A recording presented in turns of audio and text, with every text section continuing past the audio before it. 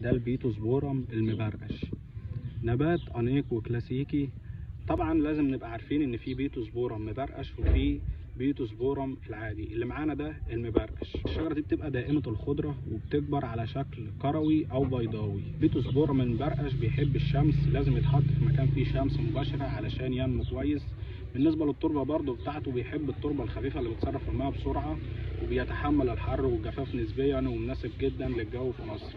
بالنسبه للتسميد والري، اول ما تزرعه محتاج ري منتظم كل 3-4 ايام لحد ما الجذور تنتشر في الارض، وبعد كده الري بيبقى على حسب الجو، يعني بيتسمد كل شهر او شهرين بسماد متوازن NPK علشان نحافظ على اللون والنمو بتاعه. البيتوسبورم بيحب الشمس او النص شمس، مناسب جدا للحدائق ومدخل البيوت وجنب الاسوار، وبيتحمل برضو الجو المصري خصوصا لو اتزرع في تربه جيده التصريف. النبات مش بيحب الميه كتير، اسقيه برضه لما سطح التربه ينشف في الصيف كل 3-4 ايام. بالنسبه للتقليم بتاعه علشان تحافظ على شكله، خصوصا لو بتشكله ككوره او شكل بيضاوي او سور. البيتوسبورم المبرقش نبات شيك جدا، سهل في العنايه، ولو عايز حاجه تدي منظر وانيق وبهجه في نفس المكان يبقى البيتوسبورم المبرقش.